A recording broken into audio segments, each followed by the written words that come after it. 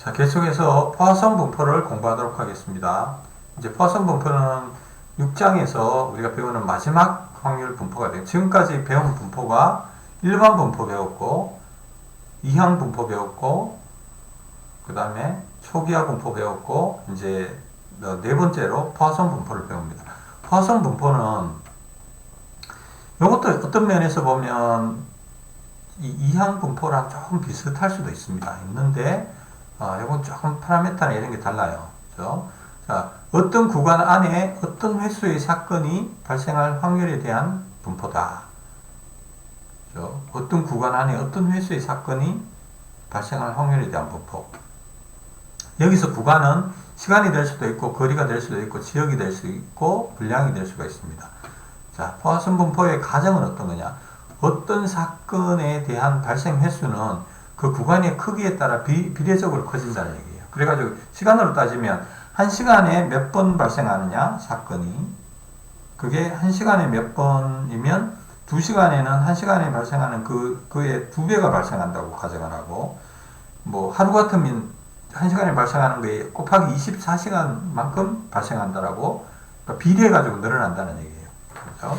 그런 얘기고, 각 구간은 겹치지 않고 서로 독립적이다. 앞에 예를 들어가지고 이제 이런 경우를 생각해 볼까요? 어떤 가게에 1시간에 손님이 10명이 와요. 10명이. 10명이 오는데 10명이 왔다. 그럼 그 손님이 좀 많이 왔어요. 손님이 좀 많이 왔는데, 그럼 그 다음 시간대에 가면 이게 많이 왔으니까 뭐 그 다음에 적게 오느냐, 아니면 많이 왔으니까 계속 많이 오느냐, 이게 영향을 주지 않고 앞에 시간대에 무슨 일이 일어났든지 간에 뒤 시간대는 독립적으로 또 사건이 일어난다는 얘기입니다. 그게 서로 독립이다, 그런 얘기예요. 이게 근데 꼭 시간만 있는 게 아니라 거리가 될 수도 있습니다. 거리. 예를 들어가지고 대구 시내 뭐 어떤 도로에 1km 안에 나무가 몇 개로 있느냐, 1km 안에 신호등이 몇 개 있느냐, 뭐 이런 것도 포화성 분포가 될 수도 있고요. 뭐 다양한 게 사실 포화성 분포가 될 수 있습니다. 포화성 분포는 주어진 특정 간격 동안, 이 간격이라는 게 시간도 될 수 있고 면적도 될 수 있고 뭐 다양한 게 될 수 있어요. 발생하는 사건의 횟수를 설명하는 확률 분포이다. 그래서 포화성 분포의 확률 변수 x는, 그죠? 뭐냐? 확률 변수 x는 특정 구간 안에 발생하는 사건의 횟수다. 이것도 횟수예요, 횟수. 이항 분포, 초기화 분포, 포화성 분포가 다 횟수죠. 횟수인데 조금씩 다릅니다. 이항 분포는 이게 시행이 성공이냐 실패 두 가지 경우밖에 없을 때, n번 시행했을 때 x번 발생할 횟수였고, 이 초기화 분포는 또 비보분 추출일 때 주어진 게 대문자 n, 소문자 n, s가 주어져 있을 때, 또 s의 특성을 가진 사건이 x번 발생할 확률, 그게 이제 초기화 분포였고, 포화성 분포는 어떤 특정 구간 안에 발생하는 사건의 횟수예요. 그렇죠? 포화성 분포의 변수의 사례는 한 신문 페이지에서 발견되는 오타의 수, 경북대학교 전산실 콜센터에 시간당 걸려오는 전화의 수, 대구에서 1시간에 팔린 자동차의 수, 그 다음에 프로야구 경기에서 1시간당 발생하는 득점의 수, 뭐 이런 게 다 포화성 분포를 따른다, 그렇게 알려져 있습니다. 특히 어떤 가게에서 고객이 도착하는 시간당 몇 명이 오는지 그 숫자는 포화성 분포를 따른다, 이렇게 알려져 있습니다. 그 다음에 이제 포화성 분포의 확률 분포 함수는 이렇게 되어 있습니다. P의 x는 뮤의 x승, 이 요거는 지수를 얘기하는 거예요. 지수 2.145 뭐 저거 있잖아요, 그죠? 요건 지수를 얘기하는 거고, 마이너스 뮤승 나누기 x의 팩토리알, 요게 포화성 분포의 확률 분포 함수가 되겠습니다. 이게 바로 포화성 분포의 확률 분포 함수다. 그래서 여기서 이제 이 확률분포 함수를 보면 여러분들이 주어진 값이 뭔지 그걸 알아야 되겠죠. 주어진 값. 주어진 값이 여기 보면 x는 확률 변수가 되는 거고, 그죠? 주어진 값이. 그래서 뭐밖에 없느냐? e는 지수 exp 이제 지수를 얘기하는 거고, 그죠? 이것도 뭐 그냥 요거는 상수죠, 그냥. 이거는 뭐 상수 주어진 값은 아니고 이건 그냥 부호예요, 부호. 2점 얼마 2.1415 쭉쭉쭉 그걸 써도 되는 건데 그냥 편의상 1을 쓴 거예요. 그 다음에 요 뮤가 이제 포화선 분포의 유일한 주어진 값 상수입니다. 상수. 그래서 파라메타예요. 그래서 뮤가 파라메타다. 그래서 뮤는 뭘 의미를 하느냐? 평균을 얘기해요. 평균. 어떤 구간 안에 일어나는 평균 횟수. 그게 뮤란 얘기예요. 그러니까 위에서 신문 한 페이지에 발견되는 오타의 수가 포화선 분포의 확률 변수 x라고 얘기를 했는데, 그럼 여기에 주어진 값이 있다는 얘기예요. 평균 한 페이지에 평균 몇 타의 오타가 발생하느냐, 평균 몇 번 정도 오타가 발생되느냐, 그게 바로 포화선 분포의 그 주어진 값이란 얘기예요. 뮤란 얘기예요. 그죠? 뮤다. 어떤 교과서에서는 이게 이제 뮤가 아니라 람다로 표시를 하기도 합니다. 람다. 우리 교과서에서는 이걸 뮤라고 표시를 했어요. 자, 근데 우리가 이제 이항분포에서, 그죠?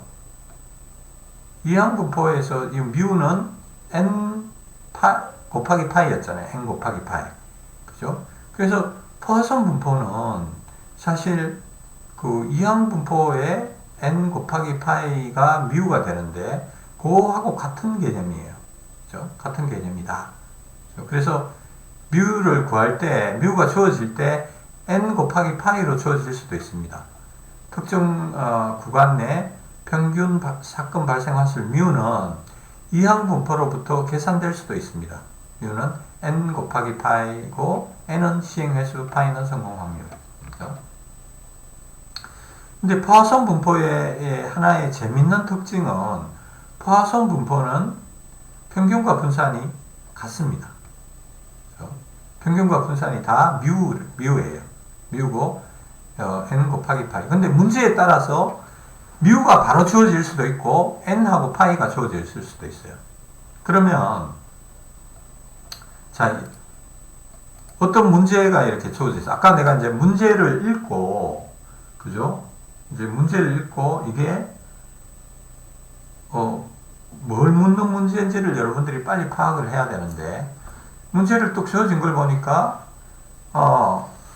이제 초기화 분포하고 이항 분포는 구분하기가 쉽죠. 주어져 있는 파라미터가 다 달라요. 그러니까 금방 이거는 초기화 분포 금방 알 수가 있어요. 근데 이항 분포하고 포화선 분포는 가끔 가다가 이제 주어져 있는 값이 비슷할 수가 있습니다. 그러니까 n하고 파이가 주어져 있고, 그죠? n 파이가 다 주어져 있으면 이제 n 파이를 통해 가지고 뮤를 구해 가지고 포화선 분포를 써야 될지, 아니면 n 파이를 가지고 그냥 직접 이항 분포를 써야 될지, 이게 좀 헷갈리는 경우가 있어요. 그죠? 그런 경우에 이제 뭘 가지고 여러분들 이항 분포를 쓸 거냐, 포화선 분포를 쓸 거냐 판단을 해야 되느냐. 그거는 이제 일단은 묻는 게, 그죠? 같이 이제 n파이가 주어져 있을 때 묻는 게 정확하게 요 특성을 묻는 거냐, 확률 변수가 요걸 묻는 거냐, 그걸 한번 판단을 해보고, 명확하게 요걸 묻는 것 같으면 포화선 분포를 쓰면 돼요. n파이를 뮤를 해가지고 이 식을 그대로 쓰면 됩니다. 그런데 요것만 봐가지고 문제 설명 요것만 봐가지고 잘 헷갈리는 수가 있어요. 헷갈릴 때는 n의 숫자를 보면 돼요. n이 충분히 크다 이거예요.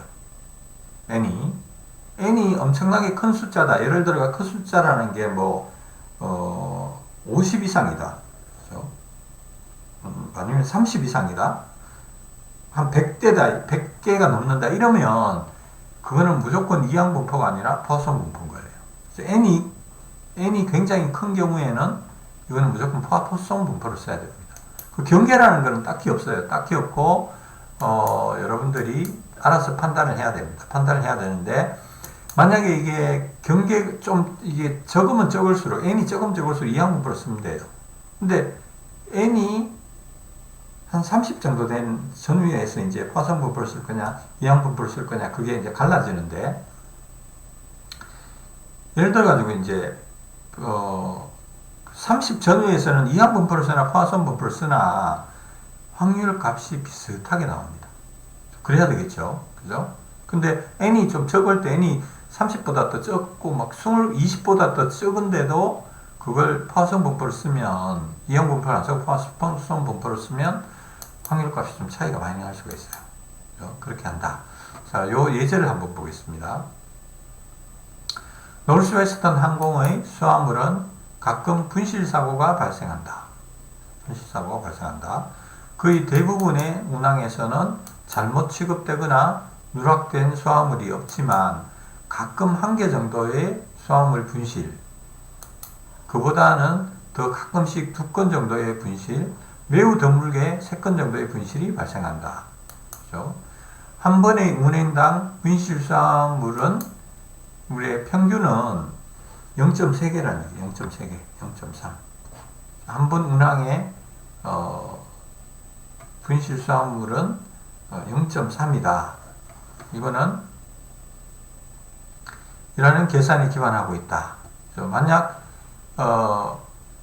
운항 편당 분실된 수화물의 개수가 평균 0.3인 포화성 분포를 따른다고 한다면 어떤 운항에서 분실된 수화물의 일이 없을 확률을 구하라.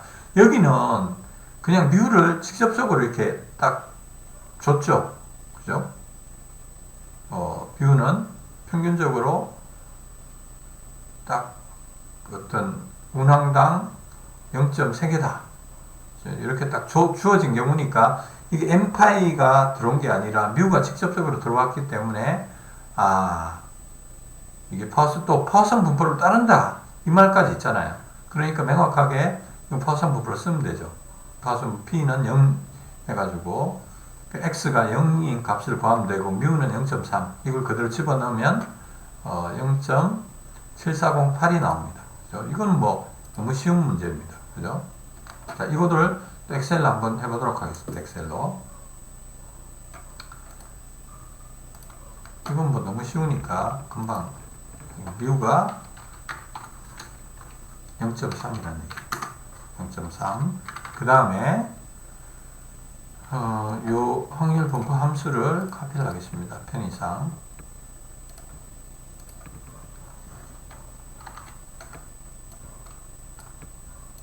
x가 이제 0일 확률. 제가 여러 개를 한번 구해 보겠습니다. 확률 변수 x가 0일 확률, 1일 확률 쭉 해가지고 이렇게 한번 구해 보도록 하겠습니다. p의 x. 자, 하나도 분실물이 0일 확률은 요걸 그대로 하면 되죠. 그래서 위에 분자부터 계산을 하면 됩니다. 분자에 뮤가 요거니까 요거 주소 고정을 하겠습니다. F4에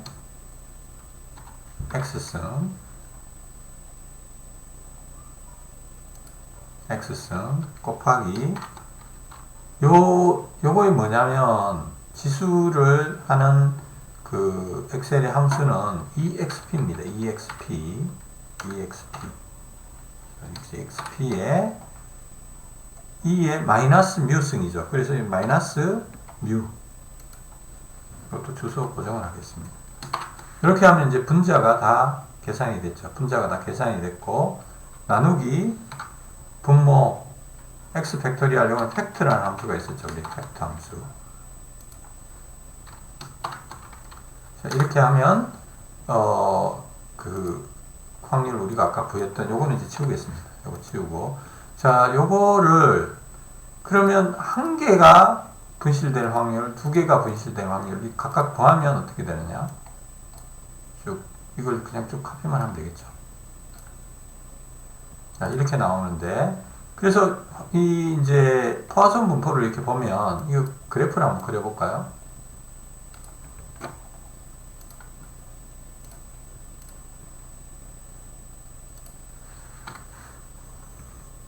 자, 이렇게 되면 포화성 분포에 그렸죠. 이게 PX가 사실 요거죠. 요게 Y축이 PX고, 그죠? X축은 그 X고. 그거까지 한번 해볼까요? 시간이 조금 오늘 시간이 있으니까 빨리 하는 방법으로 한번 해보겠습니다. 빠른 레이아웃으로. 이건 확률 변수 X죠. 여기는 PX입니다.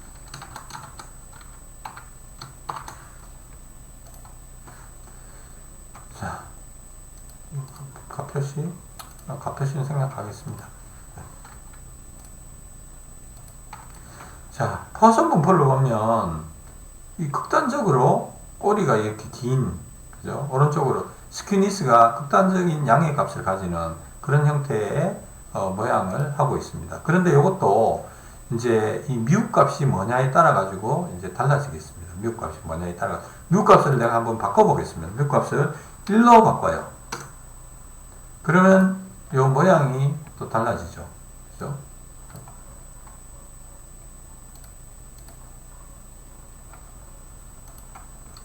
그 다음에 이걸 예를 들어 가지고 2로 바꾼다. 그러면 모양이 이제 점점 오른쪽으로 평균 분실 개수가 5다. 그러면 이런 식으로 모양이 이렇게 좀 달라지게 되는 그런 특성을 가지고 있는 게 포화성 분포다. 그렇죠? 그렇게 이해를 하시면 되겠습니다. 자, 포화성 분포 이제 했고, 그 다음에 포화성 분포 표도 우리 여기에 나와 있습니다. 나와 있는데 요 포화성 분포 표의 이제 요것도 이항 분포하고 비슷하게 이제 뭐 뮤 값이 0.1일 때부터 시작해 가지고 이제 사실 뭐 뮤 값이 계속 커질 때 계속 그 포화성 분포를 사용할 수가 있는데 이게 계속 우리 책에 보면은 상당히 많은 뮤가 상당히 클 때까지 계속 이 표를 만들어 놨습니다. 만들어 놨는데 사실 우리는 이거 잘 쓸 일이 별로 없어요.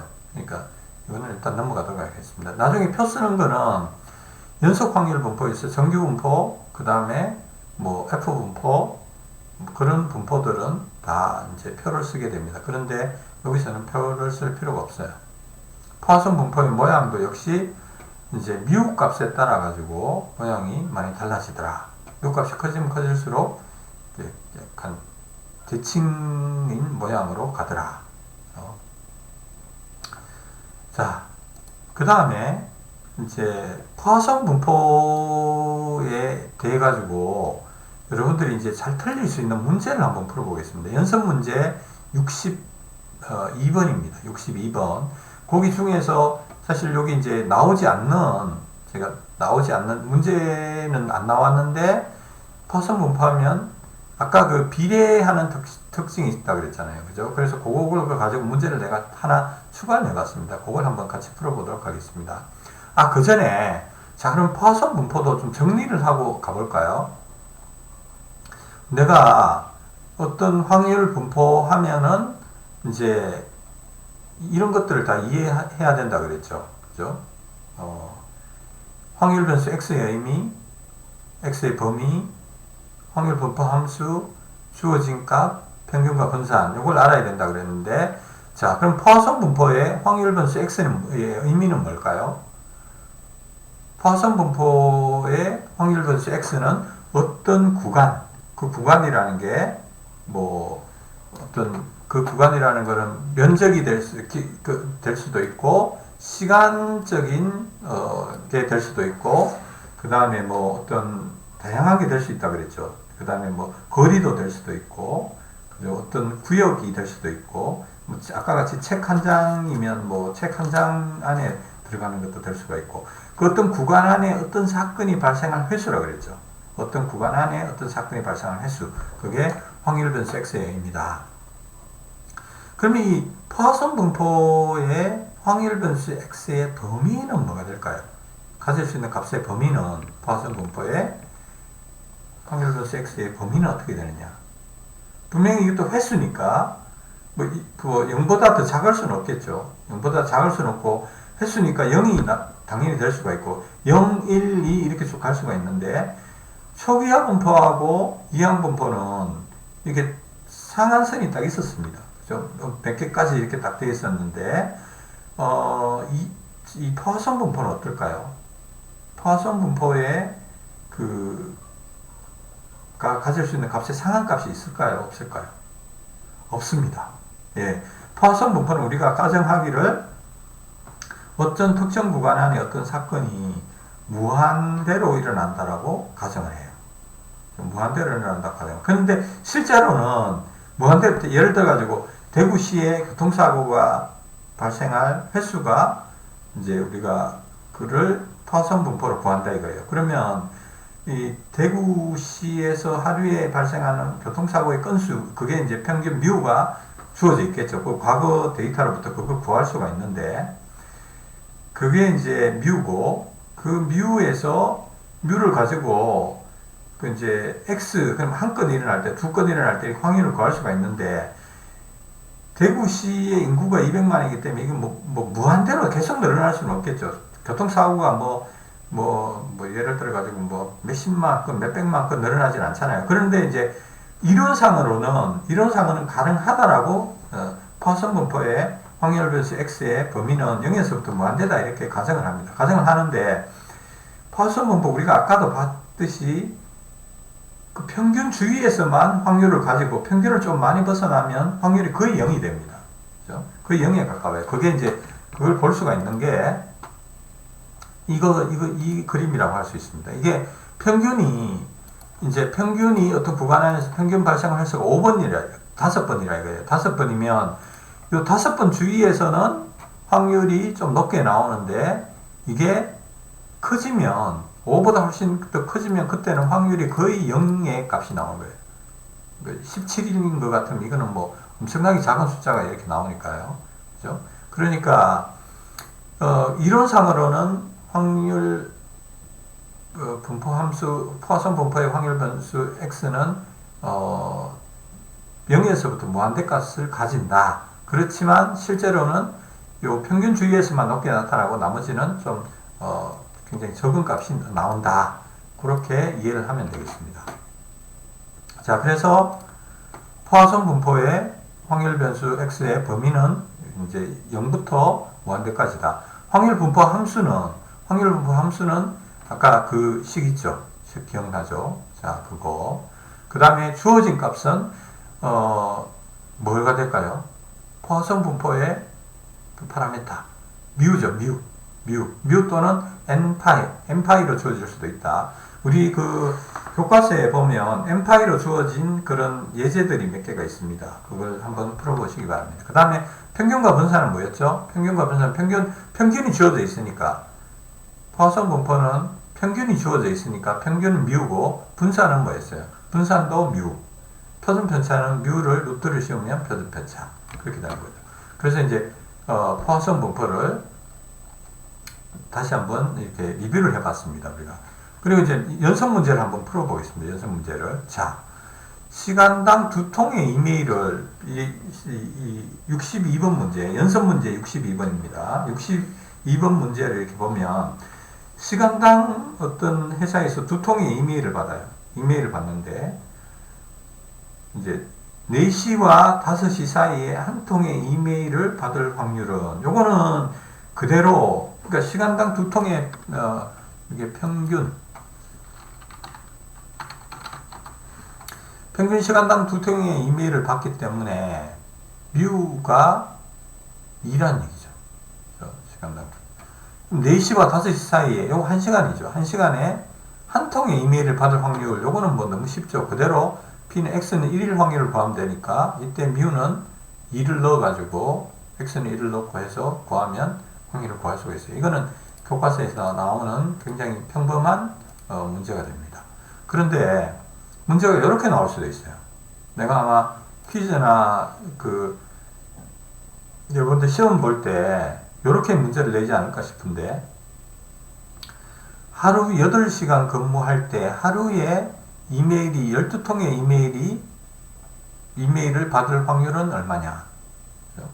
요거 이제 여기서 주어진 뮤 값에 대한 그 단위와 뮤 값의 단위는 시간당 2통이었죠. 시간당 얼마로 주어져 있었는데, 이 문제에서 물어보는 거는 하루에 몇 통이 일어나느냐 이거예요. 단위가 달라져 버렸어요. 그래서 이런 경우에 어떻게 하느냐? 당황할 필요가 전혀 없다는 거죠. 이게 뭐를 이용하면 되느냐? 포화선 분포의 과정 중에 하나가 어떤 사건에 대한 발생 횟수는 구간의 크기에 따라 비례적으로 커진다 이렇게 되어 있잖아요. 그래서 그걸 이용하면 된다는 거죠. 그래서 이런 경우에 뮤를 어떻게 하면 될까요? 뮤는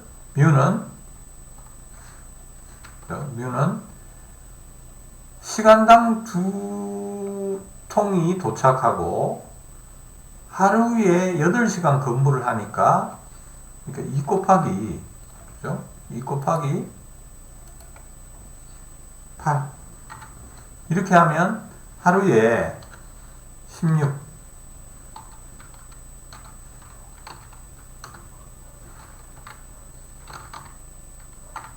하루에 16통이 도착한다 이거예요.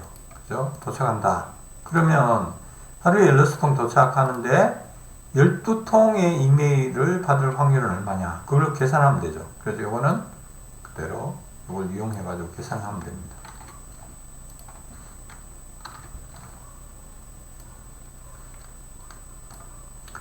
자, 그 다음에 구해야 될 거는 우리가 12통의 이메일이 발생할 확률은, 그래서 요거를 뮤를 16으로 고치고 x를 12로 고치고,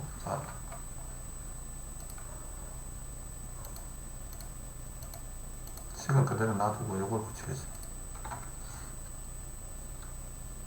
12통의 이메일을 잘못했네.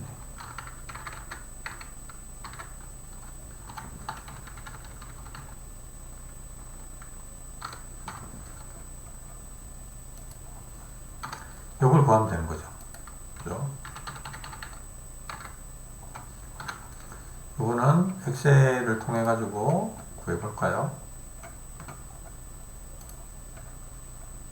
뭐 생략하겠습니다, 여러분들. 생략하고 여러분들이 직접 엑셀에서 한번 구해보도록 하세요. 그럼 여기서 내가 질문 하나 더 해볼까요?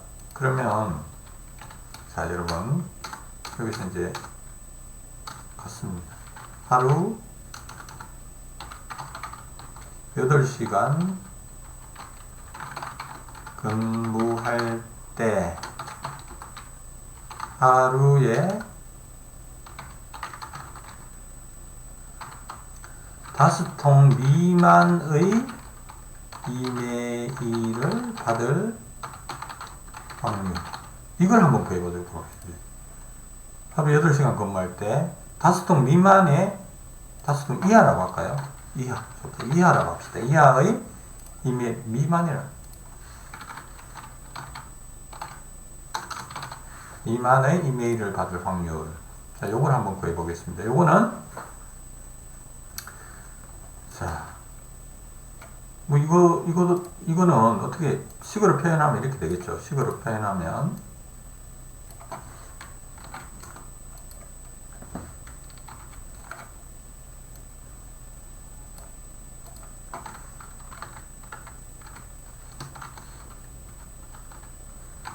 다섯 통 미만의 이걸 받을 확률.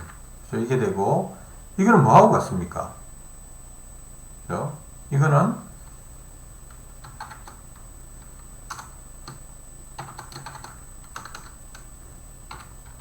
P의 1 더하기 P의 2 더하기 P의 3 더하기 P의 4 요걸 구하면 되는 거죠. 요거. 그죠? 그래서 제가 P1일 때 요거 집어넣고 2일 다 해가지고 4개의 확률을 구해가지고 다 하면 되는 거예요. 그죠? 근데 만약에 내가 이 문제를 이상 이렇게 구하면 어떻게 해? 이상의 이메일을 받을 확률 이렇게 하면 어떻게 해야 돼요? 이상하면 이제 어떻게 됩니까? 이상하면 퍼슨 분포의 확률 변수 x의 범위는 무한대라고 했잖아요. 그러면 5통, 6통, 7통, 8통 계속 다 구해야 되나요? 그렇게 하는 게 아니라 5통 이상을 할 확률 요거는 어떻게 구할 수 있느냐?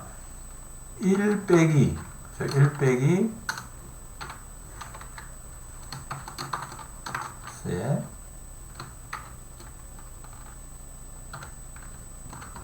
통.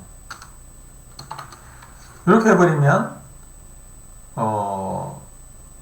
구하면 되죠. 요거는 여러분들이 엑셀에서 그죠? 이런 식으로 파손 분포 구해가지고 0에서부터 예를 들어가지고 이게 이제 이게 뮤가 아까 16이었죠. 16 뮤가 16이었으니까요. 뮤가 16이었으니까 그러니까 아까 이걸 좀 더 해볼까요?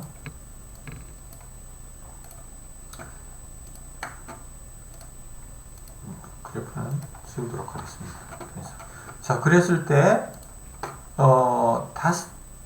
5통 이상의 그걸 받을 확률이, 그러니까 5통 이상 이거를 쭉 해도 됩니다. 사실 이거 쭉 해도 되는데 좀 더 정확하게 하려면 어떻게 해야 되느냐? 1 빼기 sum 요거 위에 거 4개 0에서부터 4까지 요걸 해버리면 바로 요게 요거의 값이 되는 거죠. 이렇게 된다. 그 다음에 내가 이제 또 이상한 질문을 한번 해볼까요? 이게 굉장히 이제 중요하고 여러분들한테 많은 통찰력을 줄 수 있는 질문이기도 하는데 이걸 구해라 이거예요. 하루에 5.5통의 이메일을 받을 확률. 하루에 5.5통의 이메일을 받을 확률을 구하라. 그럼 어떻게 돼요? 어떻게 돼요? 여기다가 5.5를 넣으면 되나요? 이 확률은 0.0입니다. 이게 이산 확률 분포이기 때문에, 그죠? 이산 확률 분포이기 때문에 x가 이 확률 분포 x, 화성 분포의 확률 변수 x는 개수 이렇게 정수인데 이게 소수가 들어가면 당연히 확률이 없습니다. 그죠? 확률이 없기 때문에 0이다. 그거는 이제 뭘 가지고 이해를 하면 되냐면 내가 아까 이 이산 확률 분포 같은 경우에 어떤 특정한 값에만 확률 값이 있고 그 사이에는 값이 없다 그랬잖아요. 그죠? 그래서 그 사이의 값은 0이라고 표현하는 거예요. 편의상. 그죠? 그래서 이산 확률 분포에서는 특정한 확률 변수 x에 해당되는 값만 있고 그 사이에 있는 값들에 대해서는 확률은 0이다. 그죠? 이렇게 이해를 하시면 되겠습니다. 자, 오늘 수업은 여기서 마치도록 하겠습니다. 마치고 또 다음 다가오는 수요일에는 4월 8일이 되겠네요. 4월 8일에는 또 4장과 5장과 6장을 범위를 해서 퀴즈를 보겠습니다. 퀴즈 보는 방식은 지난번하고 거의 비슷하다 이렇게 생각하면 되겠습니다. 자, 그러면 오늘 수업은 여기서 마치도록 하겠습니다.